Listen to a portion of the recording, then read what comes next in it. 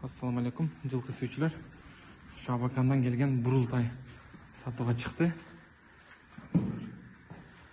Күзүндө келген тай. Ошондон бери аксыда багылат. Тайдын толук көрүнүшү жаны бар.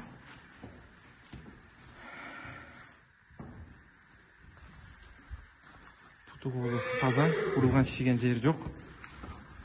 Кыргызстан, Өзбекстан, Тажикстандагы доставка бар. Ай жаны бар. Тайдын толук көрүнүшү. Акчасы жөнүнө коюлат. Урулган шишиген жок, жери жок. Доставкалар болот. Чалып байлансаңар. Жаны бар. Умурлору путу таза.